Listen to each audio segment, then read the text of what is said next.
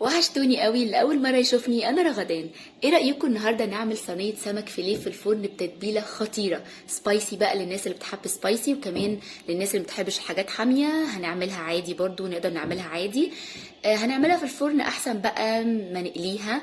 مش بس عشان الصيف والحر وكده، لا كمان عشان التحمير كتير يعني مش صحي قوي، فنحاول نقلله بقدر المستطاع. كمان طريقة السمك دي سريعة قوي في تحضيرها. طعمها بقى ما اقولكوش حلوة قوي قوي، يعني انا متأكدة ان انتوا لو جربتوها هتعملوها كتير. كمان هنعمل رز صيادية اللي هو رز السمك، فتعالوا بقى اقول لكم انا عملتهم ازاي. بس يا ريت الاول نصلي على النبي عليه افضل الصلاة والسلام، وكمان ما تنسوش تعملوا لايك. اول حاجه بقى هنبدا بتتبيله السمك.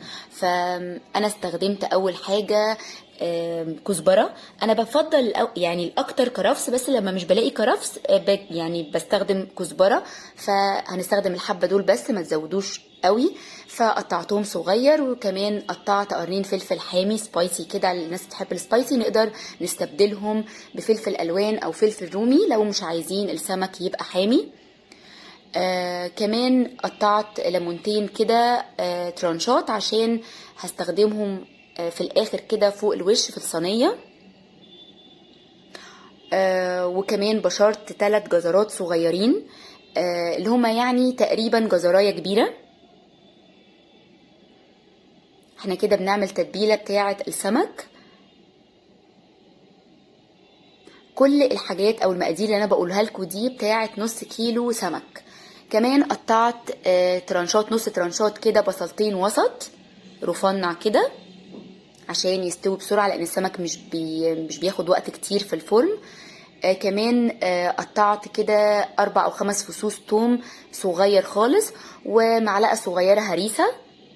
حطيت بقى، هحط التوابل، حطيت ملح، حطيت معلقة ونص صغيرين كمون، ومعلقة صغيرة من البابريكا، ومعلقة صغيرة كزبرة ناشفة، نص معلقة او معلقة صغننة جنزبيل فريش متقطع صغنن او مبشور، وعصرت بقى ليمونتين كده وسط. كده بقى التتبيلة جاهزة، هنقلبها بقى كويس.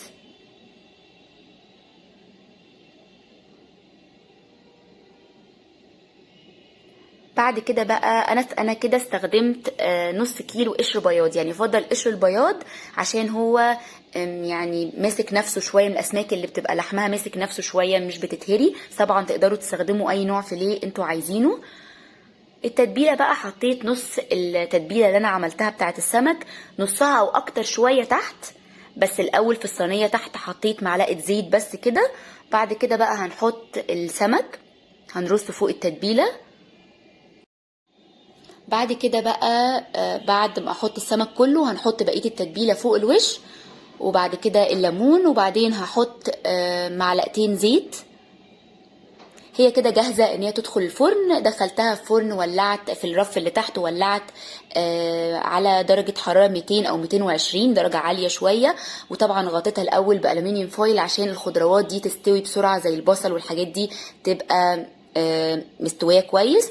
قعدت حوالي تقريبا نص ساعة. بعدين شلت الألمنيوم فويل وحطيتها في الرف اللي في النص، ولعت الشواية حوالي 10 دقايق. هي في الفرن بقى هنعمل الرز الصيادية. حطيت 4 أو 5 معالق زيت، وبصلاية كبيرة متقطعة صغير خالص، ومعلقة كده صغننة من الملح او نص معلقة صغيرة من الملح. بعد كده بقى هنفضل نقلب، وما نحاولش ان احنا نوقف عشان البصل ما يتحرقش ياخد لون من حتة وحتة، لأ، لغاية ما ياخد اللون الغامق البني الغامق اللي هو اللون ده بالظبط بدون ما يتحرق يعني. بعد كده بقى هنحط معلقة كبيرة من معجون الطماطم، ومعلقة صغيرة من الكزبرة، ومعلقة صغيرة من ال7 بهارات، نص معلقة كمون، وربع معلقة فلفل اسود، وهحط نص معلقة من الثوم البودر. بعد كده هنحط الرز، وهنقلب بقى كل الكلام ده كده مع بعضه على النار لمدة دقيقة. هظبط بقى الملح لو الملح ناقص، وهحط نص مكعب مرقة خضروات كده. بعد كده بقى هحط المية السخنة تبقى فوق الرز مش بكتير، بعقلة مثلا كده. هفضل بقى اقلب عادي والنار عالية شوية لغاية ما المية تتشرب وتبقى بالظبط. هوريكوا لغاية ما تبقى ازاي كده في الرز، لغاية ما تبقى كده مش كتيرة قوي. بعد كده هغطي بقى الحلة وبفتح كده كل 7 دقايق قلبته مرتين، وبكده يكون الرز استوى. بجد يجنن، جربوه بالطريقة دي وبالتوابل دي، طعمه حلو قوي ومفلفل كده. كده الرز استوى، وكمان السمك خلاص كان طلعته من الفرن وده شكله. التتبيلة حلوة قوي قوي، واخدة السمك في حتة تانية خالص. كمان طريقة السمك دي خفيفة، يعني مش تقيلة زي المقلي. كمان تنفع للناس اللي بتعمل دايت. انا عملت معاها سلطة طحينة، تقدروا كمان تعملوا سلطة خضراء.